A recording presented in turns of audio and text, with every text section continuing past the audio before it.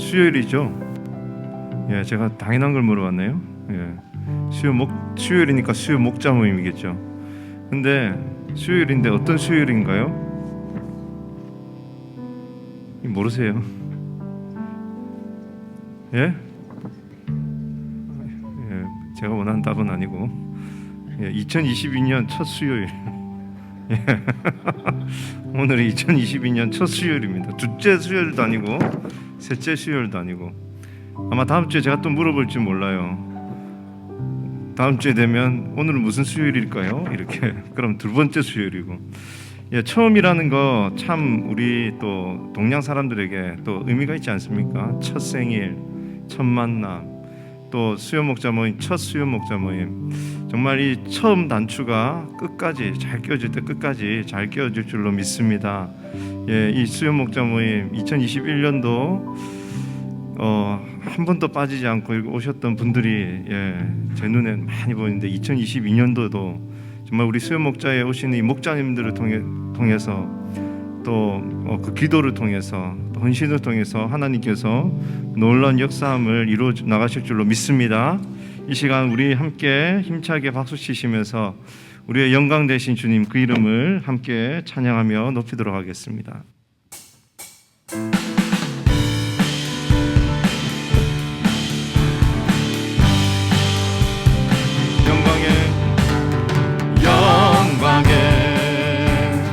주님 찬양하세. 모든 영광 능력 찬송 예수님께. 영광에 주님 찬양하세. 주의 백성 모두 함께 찬양하세. 다시 한 번 더. 영광에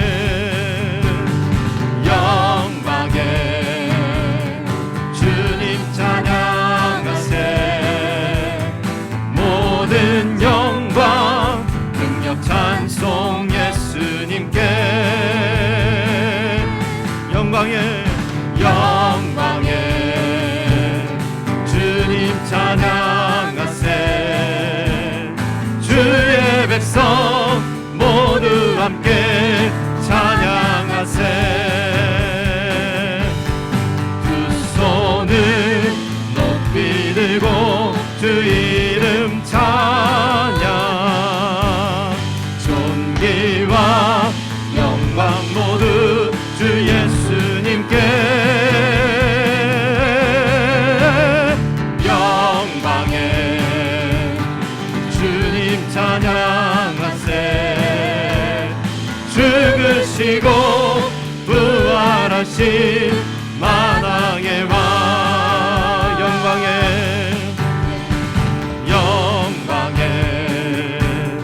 주님 찬양하세. 모든 영광 능력 찬송 예수님께. 영광에 주님 찬양하세. 주의 백성 모두 함께 찬양하세. 두 손을 높이 들고 주 이름 찬양. 존귀와 영광 모두 주 예수님께.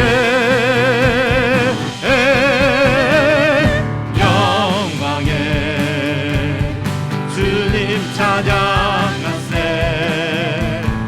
죽으시고 부활하신 만왕의 왕. 두 손을 높이 들고 주 이름 찬양. 존귀와 영광 모두 주 예수님께.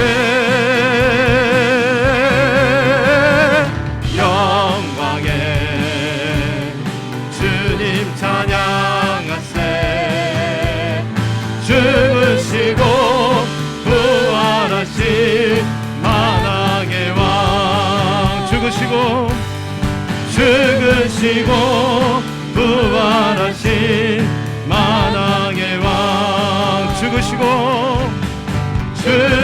이기시고 부활하신 만왕의 왕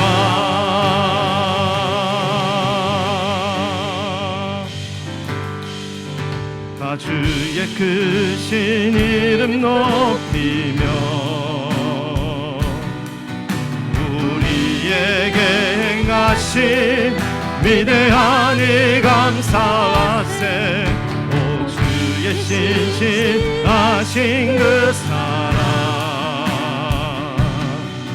온 땅과 하늘 위에 계셔 홀로 영원하신 이름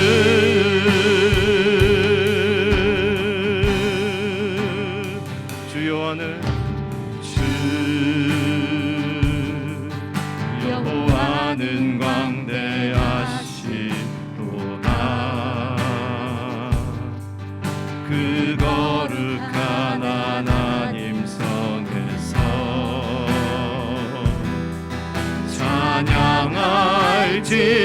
찬양할지어다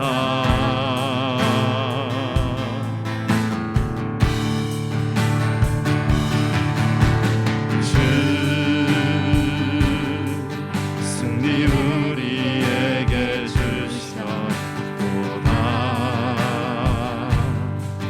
모든 원수 물리치셨네 엎드려 절하세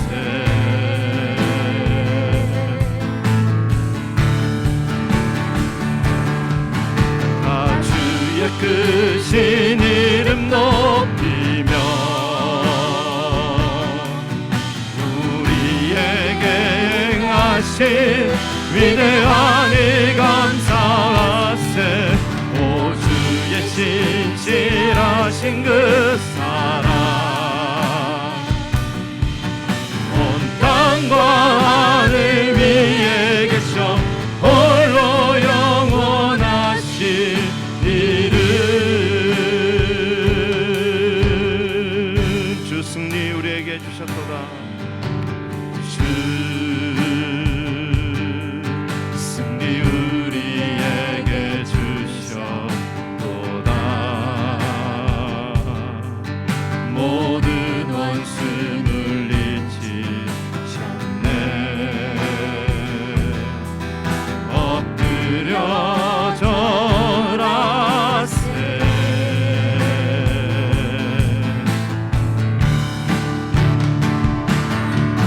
다 주의 크신 이름 높이며 우리에게 행하신 위대한 일 감사하세 오 주의 신실하신 그 사랑 온 땅과 하늘 위에 계셔 홀로 영원하신 이름 다 같이 일어나셔서 고백합시다 다 주의 크신 이름 높이며 우리에게 행하신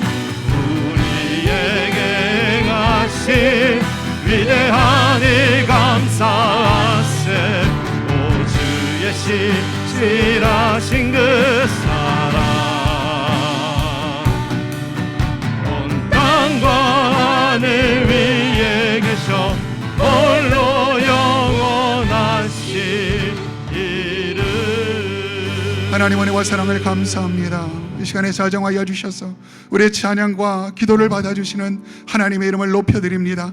처음과 나중이 되시는 하나님께서 2022년을 우리에게 또한 허락하여 주셨으니 우리에게 생명을 주셨으니 우리의 비전과 하나님 우리의 사명이 있는 줄 믿습니다. 목자의 사명을 끝까지 감당하는 저의 삶 되어질 수 있도록 인도하여 주옵소서. 한생명 축제를 통하여 다시 한번 영적 반등의 역사를 경험하는 귀한 한 해 되어질 수 있도록 함께하여 주옵소서. 감사하며 예수님의 이름으로 기도드리옵나이다. 아멘. 하나님의 계획은 진행된다, 이런 제목입니다. 여러분이 한 해를 시작하시면서 계획을 세우셨죠? 계획 없이 사는 분이 혹시 있나요? 계획을 세우지 않는 것은 실패를 기회하는 것과 같다, 그런 영어가 있죠. Fail to plan is a plan to fail 이라는 그런 유명한 영화가 있잖아요.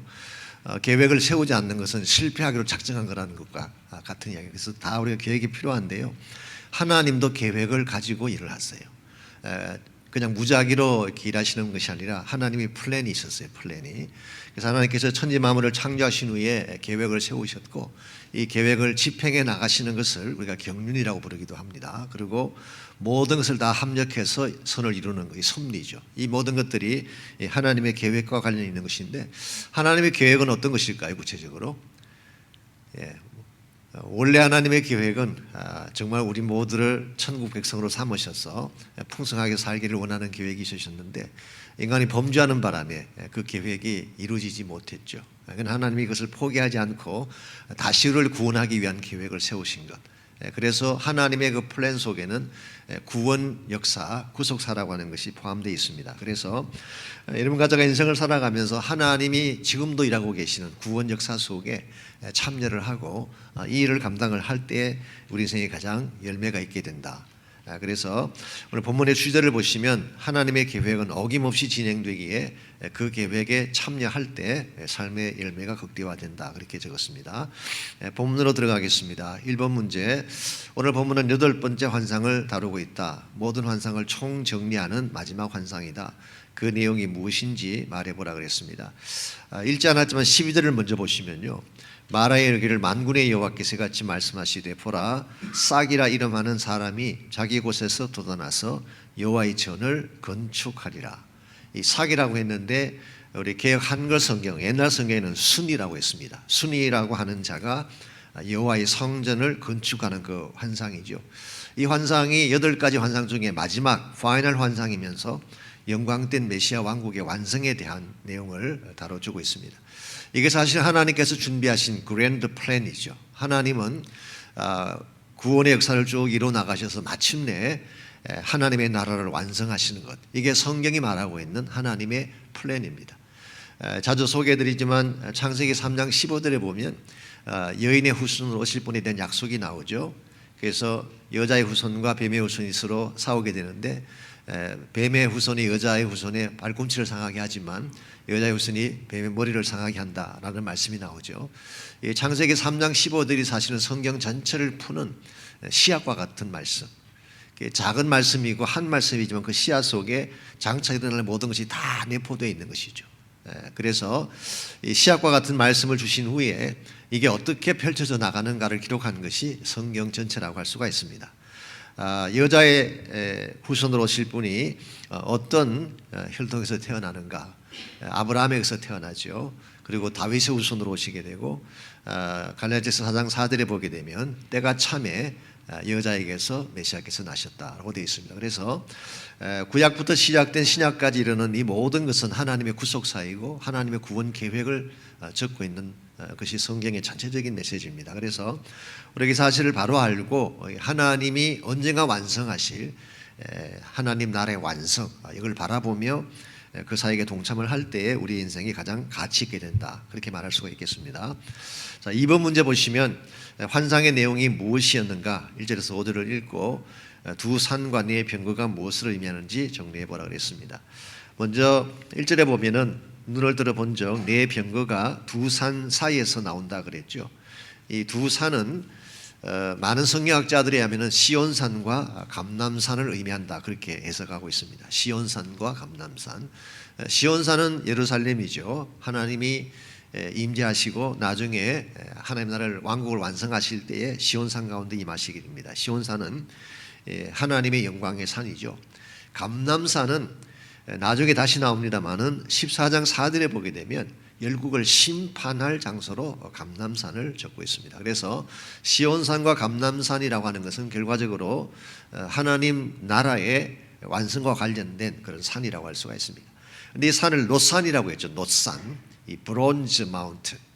이 놋산이 강조하는 것은 견고하다는 것입니다. 그래서 하나님의 이 계획, 하나님 나라에 대한 이 모든 계획과 집행은 변함이 없이 마치 견고한 브론즈처럼 그렇게 이루어질 것을 말하는 것입니다.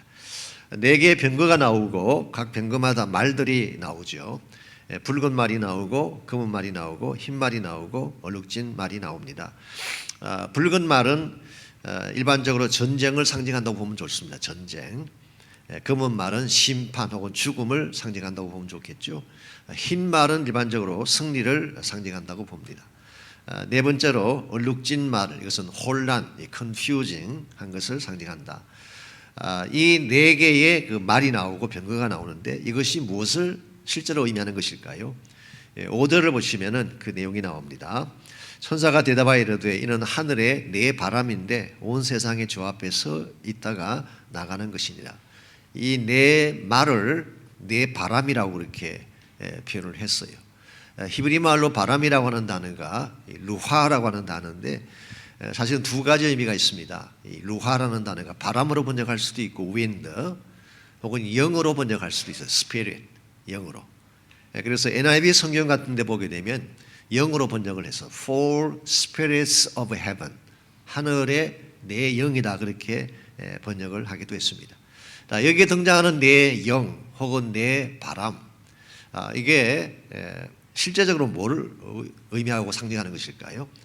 오늘 본문만 봐서는 조금 애매하고 해석하기에 따라서 다르게 할 수가 있겠지만 여기 참고로 히브리서 1장 7절을 잠깐 가보시면요, 신약 성경입니다. 히브리서 1장 7절.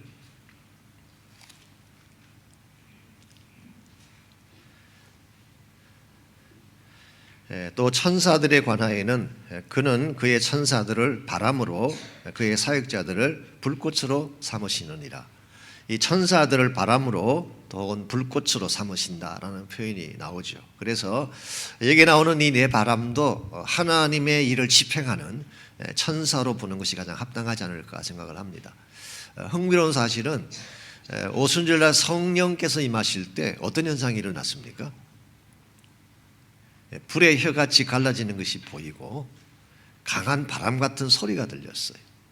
그래서 성령님이 임재하실 때에 불이 임하고 바람이 같이 동반되어지는, 그래서 이제 그걸 우리가 문자적으로 해석을 해서 바람으로 해석을 하고 혹은 불로 해석을 해서 그렇게 해석하는 것도 가능하고 또 틀렸다고 말할 수는 없습니다. 그렇지만 히브리서 1장 7절과 좀 연결시켜서 생각해 보면은 아마 이런 해석도 가능하지 않을까라고 생각을 합니다. 하나님이, 성령님도 하나님이죠. 하나님이십니다. 하나님이 임재하는 곳에는 항상 천사들이 동반을 해요.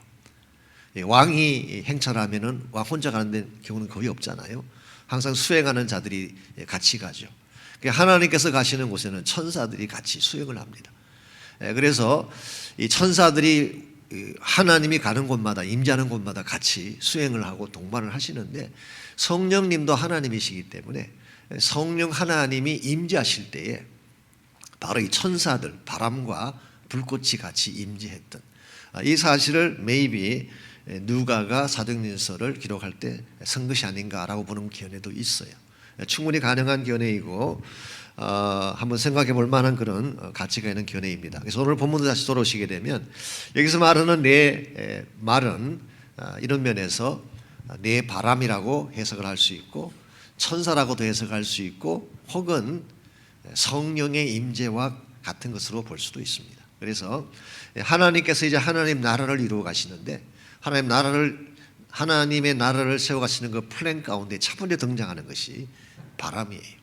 하나님의 바람이 불지 아니하면 하나님의 나라 계획은 일어날 수가 없다는 그런 의미입니다. 3번 문제입니다. 네 병거가 땅에 두루다니는 것을 보고 내 영을 쉬게 했다는 표현이 8절에 나오는 이게 무슨 뜻일까? 6절과 7절을 계속 보시면요, 이 네 병거가 두루다니면서 유다를 쳤던 나라들을 심판하는 말씀이 나옵니다. 유다를 상하게 했던 국가들을 심판하는. 여러분 기억하실지 모르지만 첫 번째 환상에 보게 되면 이 네 말이 나와요. 이 네 말들이 사실은 그동안 유다 민족을 공격하고 이스라엘을 계속 쳤던 네 제국을 의미한다고 말씀드린 적이 있죠. 그랬는데 이제 이게 거꾸로 됐습니다. 하나님의 천사들이 등장하면서 그 열국들을, 그 네 뿔들을 치는 장면. 그래서 유다 민족이나 이스라엘 민족 입장에서 볼 때는 그동안 강국들에게 눌려 살면서 핍박을 당하고 고난을 당하고 신음을 하다가 이제 하나님께서 때가 되니까 하나님의 천사들을 보내셔서 그들을 다시 치신다는 거죠. 그들을 치는 모습을 보면서 우리 8절을 보면은 내 영을 쉬게 하였느니라. 그런데 저는 좀 개인적으로 이 세 번역도 좋긴 한데요. 옛날 개역 한글 번역에 익숙해서 그런지 그게 더 마음이 와닿을 때가 많이 있습니다.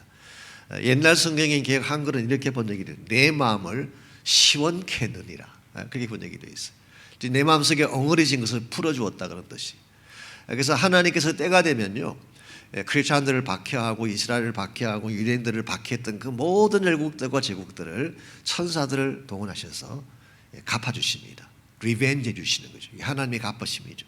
이걸 보면서 그동안에 상처받고 엉어리진 것들이 풀려지게 되는, 이게 하나님이 하시는 또 한 가지 중요한 일입니다.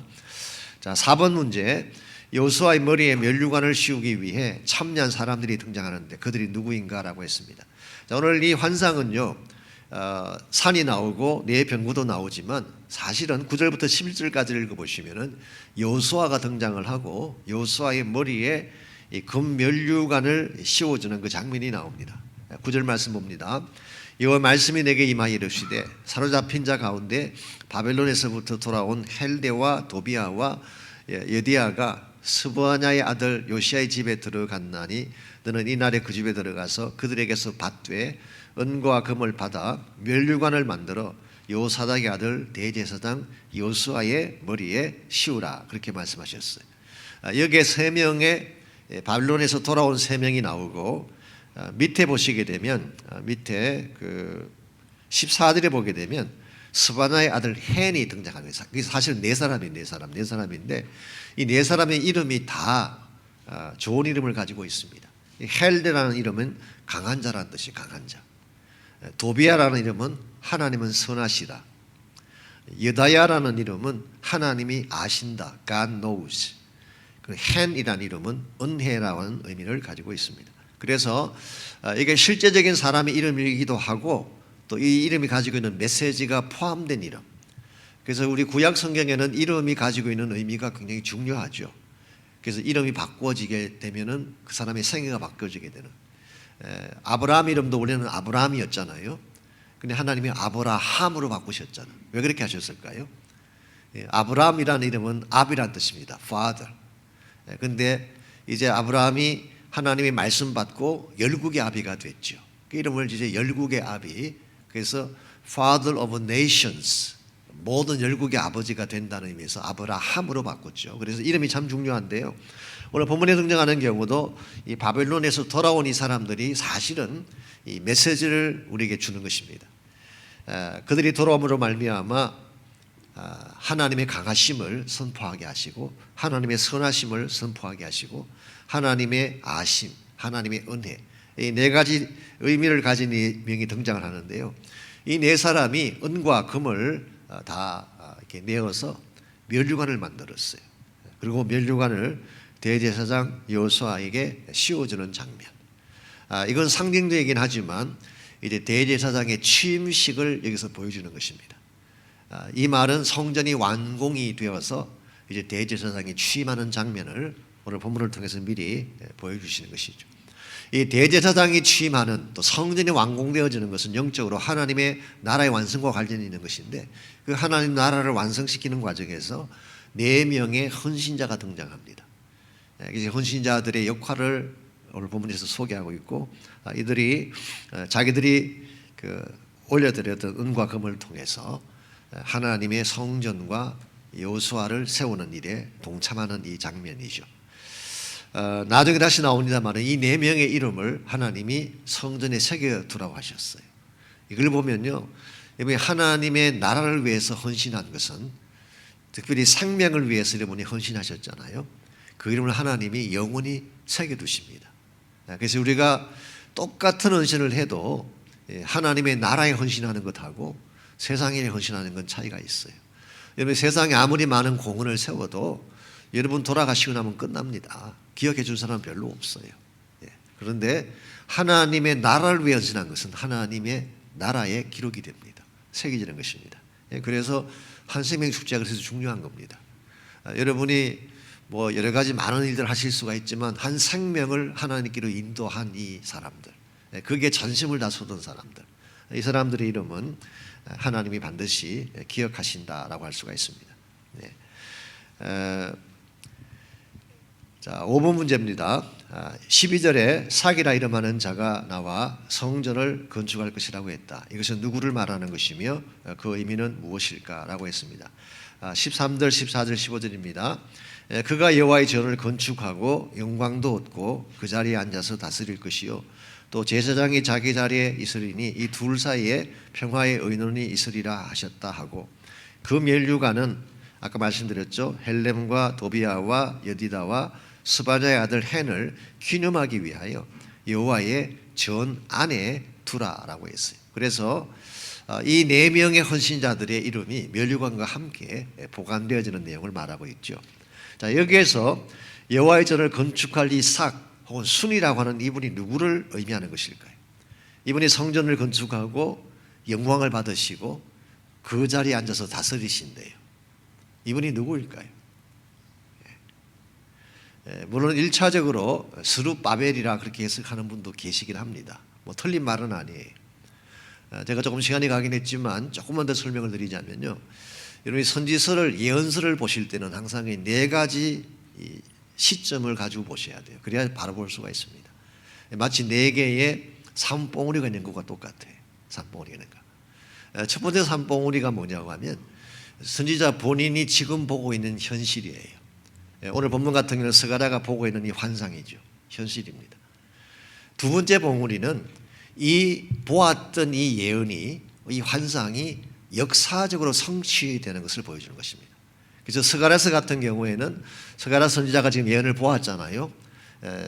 한 삭이 자라나서 이분이 성전을 건축하는 그리고 여호수아가 등장해서 멸류관을 서게 되는 그래서 이 스가랴가 보았던 이 예언의 역사적인 성취는 바벨론 포로 이후에 성전 건축을 한다 그런 말이에요.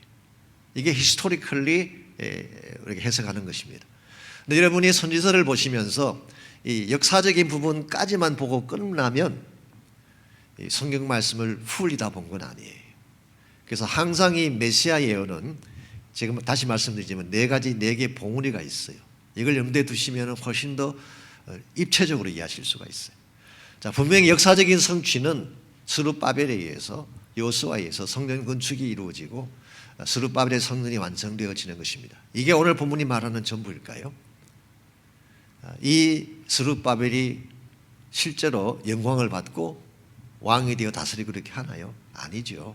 그래서 이 성취의 영적인 성취, 메시아닉 차원의 성취는 초림의 예수님을 말하는 것입니다. 그래서 오늘 본문에 등장하는 이 모든 말씀들은 예수님이 오신다.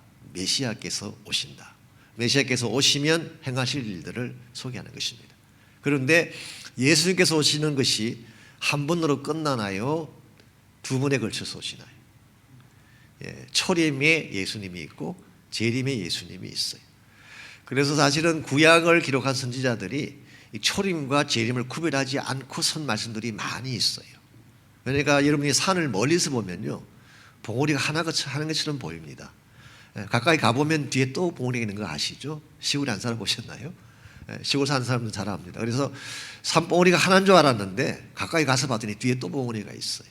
그 케이스와 똑같은 것입니다. 그래서 초림과 재림까지 네 가지 봉우리가 있는데 좀 복잡한 설명을 제가 해드렸습니다만 오늘 본문의 말씀의 궁극적인 성취는 메시아께서 오셔서 왕권을 가지고 다스리시고 궁극적으로 성전 건축의 완공에 대한 말씀이 아니라 하나님 나라 완성에 대한 말씀을 적은 거예요. 이것이 하나님의 플랜입니다. 하나님의 플랜.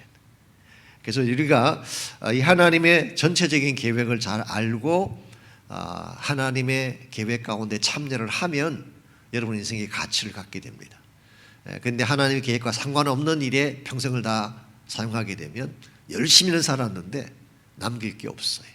그래서 여러분이 하나님의 계획을 바로 알고 계획 안에 들어가서 산다는 것은 굉장히 중요한 것입니다. 굉장히 중요한 것입니다. 오케이.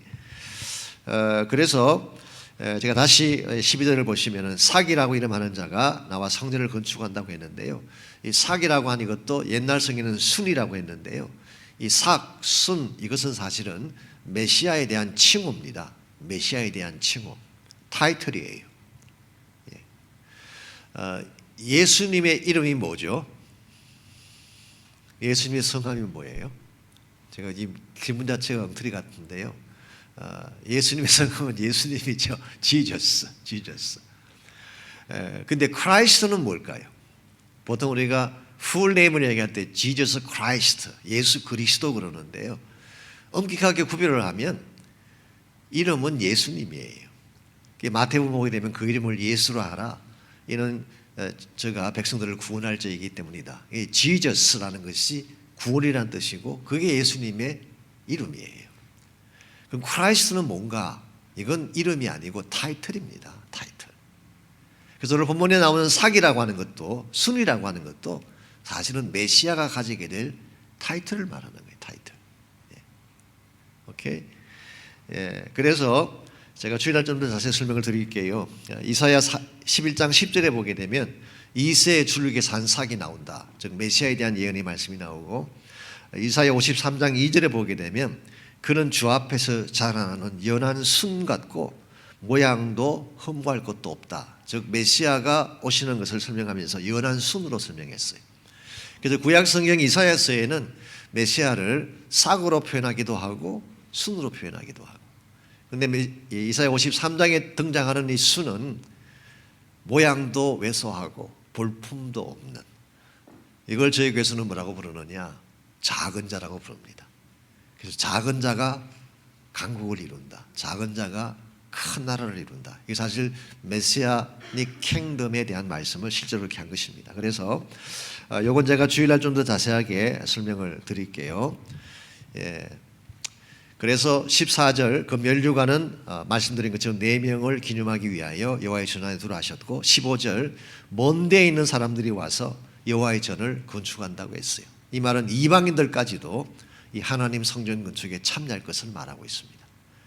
다시 설명드리지만 이것은 장차 메시아닉 왕국이 이루어질 때에 유대인들만이 아니라 이방인들까지 다 함께 참여해서 이루어지게 될 하나님의 나라를 말하는 거예요. 그래서 이 스가랴서라는 말씀이 사실 좀 어려운 말씀이라고 말씀을 드렸는데 물론 해석이 좀 어렵긴 합니다. 그렇지만 굉장히 중요한 해석 가지고 있고 이 메시아 예언에 대한 중요한 말씀이 우리가 방금 읽었던 스가랴서가 됩니다. 그래서 제가 오늘 주일날 가능한 한 좀 이렇게 심플한 용어로 이 말씀을 준비를 하고 하나님의 계획에 대한 메시아의 킹덤을 향한 플랜에 대한 말씀을 소개하고 여러분들과 제가 좀 참여할 수 있도록 했으면 좋겠습니다. 6번 하나님의 계획은 지금도 계속되고 있다. 이게 바로 킹덤 플랜입니다. 하나님 나라의 계획이죠. 이 거룩한 계획을 이루려면 뭐가 필요할까요? 첫째는 하나님의 바람이 필요해요. 그래서 하나님의 나라를 이루는 것은 우리가 일으킬 수, 하나님이 바람을 일으켜 주셔. 성령의 바람이 불어야 돼요. 쉽게 말하면. 두 번째로 헌신자들, 정말 여기에 헌신할 수 있는 사람들이 있어야 돼요. 사람들. 그래서 저희 교회에도 하나님 나라를 이루려면 진짜 커밋 할 수 있는 사람들이 있어야 돼요. 참 제자들이 있어야 돼요. 그리고 세 번째로 작은 순에 대한 비전, 작지만 창대하게 되어지는 메시아닉 킹덤에 대한 비전을 가져야지 여기를 이룰 수가 있다. 그렇게 말씀드릴 수가 있겠습니다. 자, 우리 나눔과 적용으로 들어가겠습니다. 오늘 주신 말씀은 하나님의 계획의 성취에 대한 것이다. 본문에 대한 간단한 정리를 한 후에 다음에 대해 서로 나누어보라 그랬습니다. 1번 새해를 시작하며 어떤 계획을 세웠는가? 금년에 꼭 성취하기를 원하는 계획들. 그래서 이것은 양군이 모임을 하실 때에 개인적인 계획도 나누게 하시고 또 사역적인 계획도 혹시 필요하다면 나누게 하시고 롱텀 계획, 좀 장기적인 계획들도 좀 나누게 하시면 좋겠습니다. 2번 문제, 우리가 계획을 세워도 이루시는 분은 누구일까? 하나님이 이루시는 거죠. 그래서 잠언 16장 9절을 꼭 찾아서 함께 읽고 이 계획을 이루는 올바른 비결에 대해서 나눠보라, 그렇게 제가 말씀드렸습니다. 잠언 16장 9절 한번 볼까요? 잠언 16장 9절.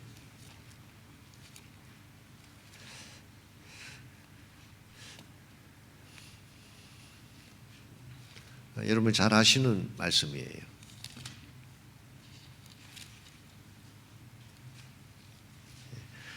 사람이 마음으로 자기 길을 계획할지라도 그의 걸음을 인도하시는 이는 여호와시니가 그랬어요.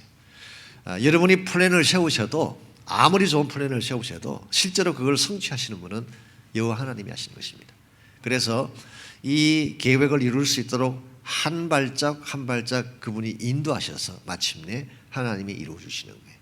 그래서 참된 차원에서의 계획이 성취되려면 뭐가 필요할까요? 이 말씀에 의하면은 먼저는 하나님의 뜻을 발견해야 되겠죠. 여러분이 계획을 세울 때 제일 중요한 것이 하나님의 뜻을 먼저 알고 계획을 세우시는 거예요. 그냥 뭐 금년에는 20파운드 빼자 이런 계획만 세우지 마시고 좀 제대로 된 계획 세우시려면 하나님의 뜻을 먼저 분별하시고 그 일을 이루기 위한 계획을 세우시면 계획이 굉장히 멋있고 좋아집니다. 두 번째는 그분의 인도하심을 따라야 돼요. 한 발짝 한 발짝 그분이 인도해 주세요. 그래서 계획을 세우고 내 마음대로 그냥 막 우왕 이렇게 행한다고 이 계획이 이루어지는 게 아니라 그분의 인도하심을 따라 순종해 가게 되면 그 계획이 이루어지는 것입니다. 그래서 하나님의 뜻을 먼저 분별하는 것, 두 번째는 그분의 인도하심을 따라 발걸음을 내딛는 것. 아마 이런 것들을 우리 올바른 계획을 이루는 비결로 나눌 수가 있을 것입니다. 3번 문제, 성령의 바람이 불면 어떤 역사가 일어날까? 성령의 바람이 우리 마음 속에, 가정 속에, 교회 속에 불면 일어날 수 있는 일들에 대해서 나누어보라. 성령의 바람이 우리 마음 속에 불면 어떤 일이 일어날까요? 나누실 수 있죠. 마음의 변화가 일어나기 시작합니다. 마음이 우울했던 마음이 떠나가고 기쁨이 찾아오고 찬양이 찾아오고 사랑이 넘쳐나게 되는 이게 마음의 변화죠. 성령의 바람이 가정 속에 불면 어떻게 될까요? 화목이 일어납니다. 깨어진 관계가 하나가 되는. 교회 속에 불면 어떤 일들이 벌어질까요? 부흥이 일어납니다. 예배가 회복이 되고 부흥이 일어나기 시작해요. 그래서 금년 한 해는 정말 성령의 바람이 우리 마음속에도 불고 가정에도 불고 교회도 부는 이런 것들에 대해서 좀 서로 나누시고, 아까 제가 잠깐 소개해드렸지만 하나님의 바람이 불어야지 하나님 나라가 시작이 됩니다. 성령의 바람이 불지 않고는 할 수가 없어요. 저희들이 오늘 기도하는 이유도 그것 때문입니다. 하나님의 바람을 일으켜 주셔야지 우리 한생명 축제도 가능한 거지 우리가 노력한다고 되는 게 아니잖아요. 그렇죠? 자, 4번 문제, 하나님 나라 비전에 참여하는 것만큼 영광된 일은 없다. 아까 네 사람이 그 멸류관이 성전의 영혼이 보관된다 그랬잖아요. 하나님 그걸 기억해 주시는 뜻이에요. 왜 그럴까요? 하나님 나라 비전에 참여하는 것만큼 영광된 것이 없다. 그것만 영혼이 남는 열매입니다. 그것만 남아요. 그래서 하나님 나라에 이렇게 창고에 보화를 쌓아라 그러시잖아요. 예수님께서 이 땅에 보화를 쌓아두면 동록이 설고 도둑이 찾아와서 빼앗아가고, 그런데 너희들의 보물을 하늘에 쌓아두라. 예수님께서 마태복음 6장에서 말씀하셨잖아요. 이런 보화를 하늘에 쌓는 프랙티컬한 비결이 뭘까요? 어떻게 하라는 것일까요? 여러분 가진 돈 가지고 은행을 이체시켜서 하늘나라로 옮길 수 있나요? 집을 하늘나라로 등기 이전하실 수 있나요 혹시? 그래서 예수님께서 너희들의 보화를 하늘에 쌓아두라는 말이 실제로 뭐 하라는 뜻일까요? 그걸 알아야 할 거 아니에요. 그래서 오래전에 텍사스 주지사를 지냈던 분 중에 한 분이 이걸 항상 마음속에 이렇게 질문을 가지고 계셔요. 교회만 가면 목사님들은 봉사들이 너희들의 보화를 천국에 쌓아라 그러는데 그게 어떻게 하라는 건지 모르겠대. 말을 안 해주시니까. 그런 나중에 깨닫게 된 사실이 천국에는 사람만 간다는 걸 알게 됐대. 천국에는 여러분 집 가지고 갈 수 없어요. 뱅크 어카운트 못 가요. 자동차 못 가지고 가요. 사람만 가는 거예요. 그러므로 여러분의 보화를 천국에 쌓는 비결이 뭐냐고 하면 천국 갈 사람들을 만드는 거예요. 거기에 여러분의 시간을 사용하고 물질을 사용하는 것이 보화를 천국에 쌓는 거예요. 그래서 여러분 자신을 위해 썼던 물질은 다 사라집니다. 남는 게 없어요. 이 땅에 아무리 위대한 일들을 많이 남겨두셔도 다 없어집니다. 하늘에 쌓아진 보화만 남는다. 그게 바로 생명이기 때문에 이번에 한생명 축제 때에 좀 도전을 해 주십시오. 여러분이 인도하는 그 한 생명 한 생명이 천국의 보화다. 그것만큼 남는 것이 없다. 그게 우리가 모든 걸 투자하자. 좀 그렇게 도전해 주시면 좋겠습니다. 자신이 어떻게 그 일에 참여할 수 있을지 나눠보라. 해답은 한생명 축제 꼭 한생명상 데려오자. 그게 대답입니다. 오케이. 5번 문제, 자신이 품고 기도하는 한 생명에 대해서 나누고 함께 기도하는 시간을 가지라고 했습니다. 그래서 실제로 여러분 그 양무리 모임에 그 한생명 축제 때 이렇게 모셔와야 될 그 이름을 나누는 시간을 갖고, 혹시 아직도 그분이 없다면 좀 적는 시간도 드리고 이렇게 하셔서 이제 몇 주 안 남았기 때문에 실제로 이것을 좀 하는 시간을 가지면 좋겠고, 그걸 놓고 기도하는 그런 시간을 꼭 가지시기를 바랍니다. 예, 제가 가능한 좀 빨리 하려고 이렇게 좀 서둘렀는데요. 다 잘 알아듣으신 줄 믿습니다. 그래서 이 시간 우리 지난주와 마찬가지로 우리 이하님 아침 잠깐 나오셔서 우리 한생명 축제와 관련해서 좀 광고를 먼저 해주시고, 그 다음에 우리 기도하는 시간 갖고 마치도록 이렇게 하겠습니다. 네, 반갑습니다. 네, 우리 한생명 축제 그 광고 종이 들어오실 때 받으셨는데요. 몇 가지만 좀 더 자세하게 좀 설명을 드리고 기도하는 시간을 갖도록 하겠습니다. 한생명 축제가 이제 3주 정도 남았는데요. 이제 이번 주 9일, 그다음 16일, 23일 이렇게 3주 동안 방금 목사님 말씀해 주셨다시피 교구에서 작성하는 시간, 그 업데이트하는 시간을 좀 이제부터는 가지셔야 돼요. 그래서 오늘 혹시 나의 초청자 명단 가져오셨나요? 네. 예, 그거에 대해서 오늘 좀 광고를 좀 다시 한번 좀 드리도록 하겠습니다. 왜 그게 중요한지에 대해서 나의 초청자 명단, 네, 이거죠. 이제 우리가 교국에서 썼던 우리 나의 초청자 명단. 여기 보면 한 분이 아니라 여러 분 이렇게 쓰고 계시잖아요. 그러니까 그 쓰신 분들을 당연히 이제 교회에다가 제출을 하셨으니까 이제 교회에서도 이렇게 계속해서 컨택하고 이렇게 하긴 하죠. 하는데 내가 썼잖아요. 내가 자녀를 내가 낳았잖아요. 낳고 그냥 하는 게 아니라 책임도 있잖아요. 양육이라는 거.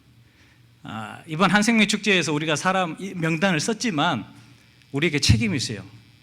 그게 바로 기도예요. 기도. 그 이름들을 한 분 한 분 불러가면서 기도하는 게 양육이에요. 양육. 그래서 오늘도 오셔야 돼요. 가져오셔야 되고 금요일 날도 가져오셔야 되고요. 이제 주일날 이제 양무리 모임 때 이렇게 이제 한생명 축제 초청자 명단 업데이트 하시면서 거기 있는 이름들 가지고 교구에서요 직접 기도하는 시간을 가져야 돼요. 제가 지난주에 어느 교구가 이런 말을 해서 제가 굉장히 좀 은혜가 좀 됐습니다. 어떤 이야기냐니까 그 교구가요 지난주부터 한생명 축제를 위해서 중보기도가 교구 내에서 이렇게 시작이 됐다고 그래요.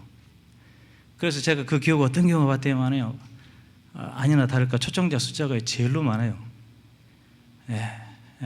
마음에 품고 기도하니까 하나님의 역사가 교구를 통해서 기도의 바람의 역사가 나타나는 것을요 제가 직접 보고 있습니다. 그래서 한생명 축제 이 명단에 대해서 꼭 교구 안에서 매주 이제부터 3주 동안은 계속 작성하시고 기도하는 시간을 가지셔야 돼요. 그게 가장 중요해요.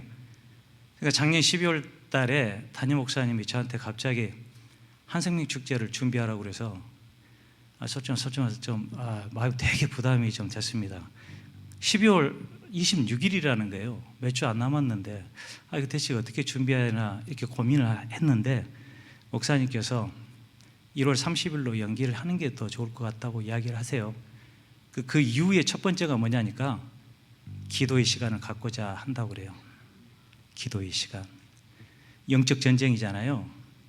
지금 우리가 보이지는 않지만 우리 한생명의 축제를 준비하는 이 과정 가운데 이 교회의 공동체뿐만이 아니라 나의 삶 가운데서도요 얼마나 사단의 방해가 있겠어요. 얼마나 영적 전쟁이 있겠어요. 기도해야죠. 기도해야지 이걸 싸워서 우리가 이 승패는 기도잖아요. 그래서 1월 30일 날 목사님께서 연기하시자고 그 이야기를 하시더라고요. 그렇구나, 맞구나. 제가 그렇게 깨달았습니다. 물론 여기 이제 시상도 중요하죠. 여러분이 기대하실 만큼의 상품이 좀 준비되어 있습니다. 이전에도 없었고 앞으로도 없어요. 목사님 맞죠? 이거 목사님 직접 사인하신 굉장히 좋은 선물이 준비가 되어 있습니다. 개인상 전도왕 1등, 2등, 3등 이렇게 전체적으로 하고요. 그다음에 우리 교구가 18개 교구인데 거기서 1등 교구에 대해서는 트로피가 갑니다. 트로피. 그리고 거기 교구에 전 교구가 쓸 수 있는 상품까지 가요. 뭐 이전에 없어요. 이렇게 많이 이렇게 드린 적이 한 번도 없었는데 목사님 이번에 그냥 팍 풀으라고 그래가지고 그냥 준비 엄청 많이 했습니다. 그래서 기대하실 만한 정말. 그리고 제가 상패가요. 아까 우리 최성 목사님 이게 무슨 대통령 상만큼 하겠습니까? 이게 훨씬 좋죠. 갑오로 물려줄 만한. 정말 저도 타고 싶은데.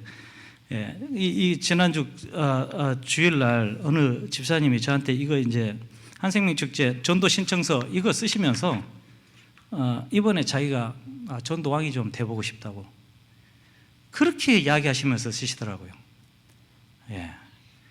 될 줄로 믿습니다. 제가 그래서 이 한생명 우리 중보기도 지금 이제 총 11회에 거쳐서 지금 할 계획이고요.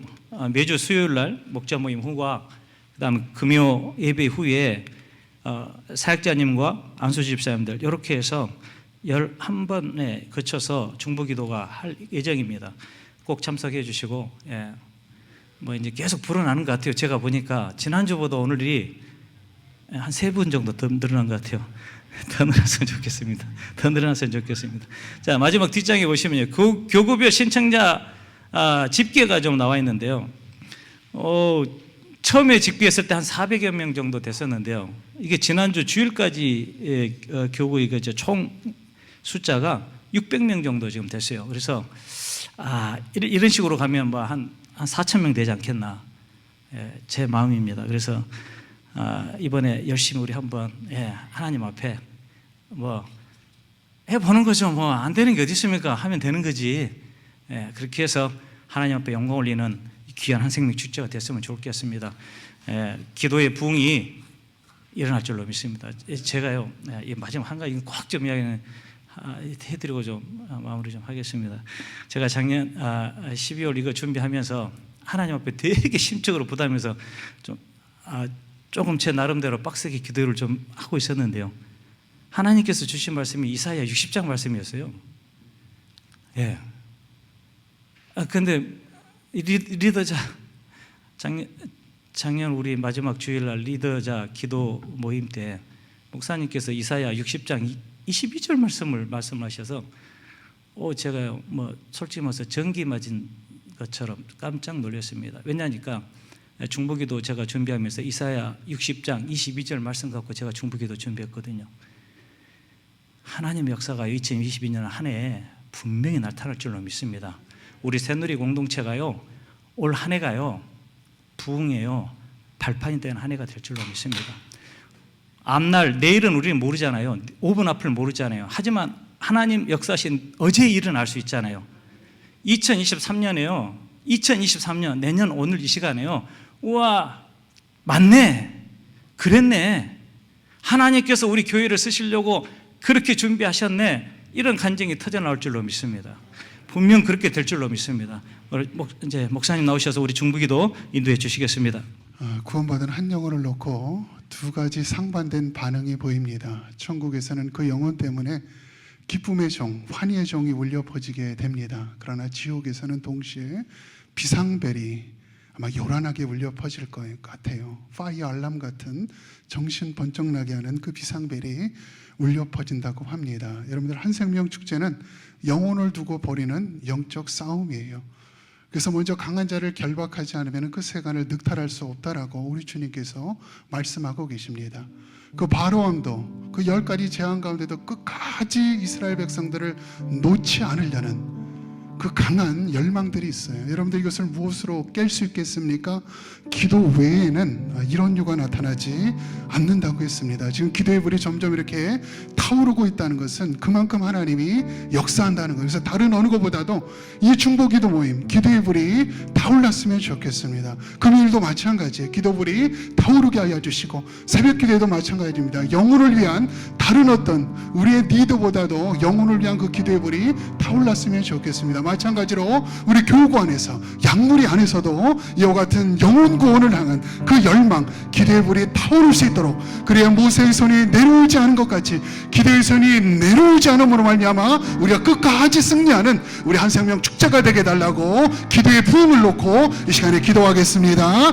하나님 은혜와 사랑을 감사합니다. 그렇습니다. 한 생명 축제를 놓고 우리가 다시 한번 영혼 구원을 위하여 더욱더 뜨겁게 기도하기를 원합니다. 하나님, 이 자리가 기도의 불로 활활 타오르게 하여 주시고 다시 한번 영혼 구원에 가는 열정을 가지고 기도하며 나아가는 우리의 삶이 되어질 수 있도록 하나님 인도하여 주옵소서. 모세의 손이 내려오는 순간에 하나님 처절하게 패배를 맛본 것 같이 하나님 끝까지 기도의 손을 높이 들고 나아가는 하나님 한 생명 축제가 되어질 수 있도록 하나님 인도하여 주옵소서. 새벽녘을 통하여 기도하게 하여 주시고 하나님 수요 목자모임을 통하여 기도하게 하여 주시고 하나님 금요 기도회를 통하여 하나님 중보하며 기도하며 나아갈 수 있도록 인도하여 주시기를 기도합니다. 하나님 교구를 통하여 기도하게 인도하여 주시고 부서별로 하나님 기도하게 하여 주시고 양무리별로 하나님 기도함으로 말미암아 기도로 승리하는 저의 삶이 되어질 수 있도록 아버지 하나님 인도하여 주시옵소서. 기도로 승리하는 한 생명 축제가 되어질 수 있도록 아버지 하나님 인도하여 주시기를 기도합니다. 그들의 마음을 활짝 여시고 성령의 놀라운 능력가리와 사랑을 아버지 하나님 인도하여 주시고 조장하여 주시고 함께하여 주시기를 기도합니다. 아버지 하나님 은혜를 여호와여 주옵소서. 아버지 하나님 은혜를 여호와여 주시기를 기도합니다. 거룩하신 아버지 하나님 인도하여 주옵소서. 우리가 초청할 그 영혼들을 놓고 기도했으면 좋겠습니다. 그 강팍한 영혼, 지속적으로 거절했던 그 영혼들, 하나님에 대한 반감이 있는 영혼들이 어떻게 구원받을 수 있을까요? 어떻게 주님 앞에 나올 수 있을까요? 우리는 끊임없이 의심하며 고민합니다. 마리아가 고백합니다. 나는 남자를 알지 못하는데 이런 역사가 어떻게 일어날 수 있겠습니까? 우리 주님의 대답은 동일해요. 너는 알 수 없지만 성령이 임하시면은 지극히 높으신 이의 능력이 너 가운데 생명의 역사를 나타낼 것이라고 말씀하고 있습니다. 성령 외에는 가능하지 않습니다. 이 시간에 우리 기도할 때 성령님께서 창조시의 수면을 운행하신 것 같이 우리 몸된 괴를 운행하여 주옵소서. 전도할 그 영혼의 마음을 운행하여 주시고 그 가정을 운행하여 주셔서 마음문을 활짝 열게 하여 주시고 구원의 길, 생명의 길로 나올 수 있도록 하나님 인도해달라고 여러분 작정한 영혼들 한 사람 한 사람 이름을 불러가면서 그리고 성령으로 인도해달라고 이 시간에 우리 기도하겠습니다. 하나님 은혜와 사랑을 감사합니다. 이것이 하나님 우리의 힘과 능으로 할 수 없음을 고백합니다. 우리 하나님 지혜로운 말로 아버지 말 논리적인 설명으로 할 수 없음을 고백합니다. 이것은 오로지 성령의 역사입니다. 하나님 전도의 영이신 선교의 영이신 성령의 역사만이 이것을 가능케 합니다. 성령 하나님 역사하여 주옵소서. 우리 몸된 괴를 운행하여 주시기를 기도합니다. 하나님 우리가 초청한 영혼들의 그 마음문을 운행하여 주시고 하나님 가정을 운행하여 주시고 그들의 발걸음을 인도하여 주시기를 원합니다. 마음문을 활짝 열고 예수 그리스도 생명의 복음의 말씀이 그 영혼을 새롭게 흔들며 나아갈 수 있도록 아버지 하나님 인도하여 주시기를 기도합니다. 성령으로 충만하게 아버지 하나님 인도하여 능력으로 강건하게 아버지 하나님 인도하여 주옵소서. 풍성한 은혜 원청으로 아버지 하나님 인도하여 주옵소서. 함께하여 주옵소서. 주장하여 주옵소서. 성령님만이 주님의 몸된 계 가운데로 인도하여 주시고 주도하여 주시고 이끌어 주시기를 기도합니다. 순종하며 나아갑니다. 순종하며 나아갑니다. 성령님께서 주도적으로 이끌어 주셔서 이 모든 영혼 구원 사역이 승리함으로 이끌어 나아갈 수 있도록 성령 하나님 은혜를 더하여 주옵소서. 주장하여 주옵소서. 하나님 함께하여 주옵소서. 놀라운 은혜와 사랑으로 아버지 하나님 인도하여 주시고 주장하여 주시고 하나님의 풍성한 은총으로 아버지 하나님 인도하여 주시기를 기도합니다. 아버지 하나님 인도하여 주시고 도와주옵소서. 놀라운 은혜와 사랑으로 아버지 하나님 역사하여 주시고 아버지 하나님 인도하여 주옵소서. 우리 주님께서 우리 주님의 몸된 괴를 보시며 기뻐하며 이미 영광을 받으신 줄 믿습니다. 정말 코로나의 열악한 환경 가운데 얼마나 많은 주님의 교회들이 정말 무너지고 정말 움츠러들고 정말 뒤로 도망가며 뒷모습을 보이고 있습니다. 하나님이 구원하신 그 영혼들을 얼마나 많이 빼앗기고 있는지 몰라요. 이 열악한 가운데 우리가 한 생명의 그 축제에 그 깃발을 들고 나아간다는 것은 바로 주님이 원하는 바요 주님의 교회에서 마땅해야 될 놀라운 영적 역사인 줄 믿습니다. 우리 한샘의 축제 계기를 통하여 다시 한번 새롭게 주님의 몸된 교회가 일어나게 하여 주시고 예배와 모든 사역이 새롭게 정말 부흥하며 영적 반등이 있는 놀라운 역사 가운데로 작은 자가 천을 이루고 정말 연약한 자가 강국을 이루는 놀라운 축복의 역사로 다시 한번 회복해 주시고 놀랍게 사용해 달라고 주님의 몸된 교회를 놓고 기도하겠습니다. 하나님 은혜와 사랑을 감사합니다. 거룩하신 아버지 하나님 역사하여 주시고 조장하여 주시고 함께하여 주셔서 하나님 놀라운 은혜와 사랑을 아버지 하나님 인도하여 영적 반등 있는 한 생명 축제가 되어질 수 있도록 아버지 하나님 인도하여 주시기를 기도합니다. 성령의 놀라운 능력과 은혜와 사랑을 아버지 하나님 역사하여 주시고 조장하여 주옵소서. 하나님이 기뻐하는 영혼권 사역에 하나님 친히 영광 받아주시고 높이를 받아주시기를 기도합니다. 작은 자가 천을 놀라운 한 생명의 비전이 성취되며 나아갈 수 있도록 아버지 하나님 인도하여 주옵소서. 이 한 생명의 축제를 통하여 다시 한번 우리 몸된 교회가 영적으로 반등하게 하여 주옵소서. 약물이 교구 사역이 반등하게 하여 주시고 예배가 다시 한번 반등하게 인도하여 주옵소서. 주일학교와 선교 사역이 반등하게 하여 주시고 모든 부서 사역이 반등하며 나아갈 수 있도록 아버지 하나님 인도하여 주시기를 기도합니다. 놀라운 은혜와 사랑을 아버지 하나님 역사하여 주시고 하나님 조장하여 주시고 역사하여 주옵소서. 붙들어 주시기를 기도합니다. 아버지 하나님 함께하여 주옵소서. 인도하여 주옵소서. 이 시간에 우리 마지막으로 기도합니다. 우리 1월 30일 당일날 한생명 축제 그 모든 예배를 지금 기도하면서 준비하고 있습니다. 특별히 우리 담임 목사님 귀한 영적 복음의 말씀을 준비하며 기도하고 있는데 정말 그 당일날 성령님께서 충만하게 역사하여 주셔서 그 베드로의 설교에 3,000명 5,000명이 정말 어찌할 거 하고 정말 자복하며 회개하는 역사가 나타나게 하여 주옵소서. 그 심령 강팍한 심령을 뚫고 말씀의 그 생명의 능력이 그들의 심령을 압도할 수 있도록 우리 목사님 한간에 한걸음으로 붙들어 주시고 성령으로 충만하게 하시고 모든 예배 가운데 풍성한 은혜가 함께 달라고 이 시간에 우리 기도하고 담임 목사님 마무리하고 마치겠습니다. 하나님 은혜와 사랑을 감사합니다. 한생명 축제 가운데 하나님 그 당일날 하나님의 놀라운 성령의 역사를 간구하며 기도합니다.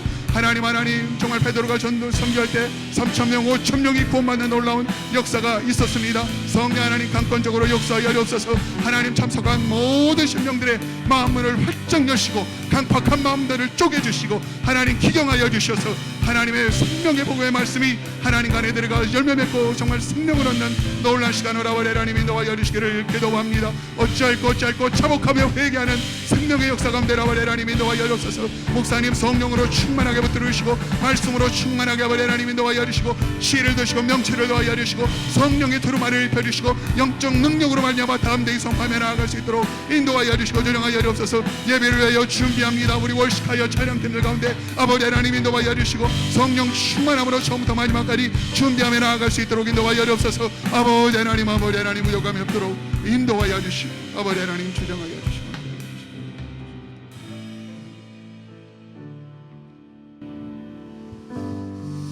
하나님 감사합니다. 복음에 대한 사명을 주실 뿐만 아니라 이 복음을 위해 기도할 수 있도록 이 귀한 자리 주신 것을 감사합니다. 이 기도의 바람이 온 교회를 덮게 하여 주시고 온 교구와 약무리들을 덮게 해주셔서 전교회가 다시 한번 사도행전적 역사를 향하여 일어나게 하여 주시옵소서. 1월 31일 주의 손에 맡깁니다. 하나님 역사하셔서 그날이 복음의 축제가 일어나는 성령의 축제가 있는 아름다운 날 되게 하여 주시옵소서. 모든 것을 주의 손에 맡겨드리오며 예수님의 이름으로 기도하옵나이다. 아멘. 감사합니다.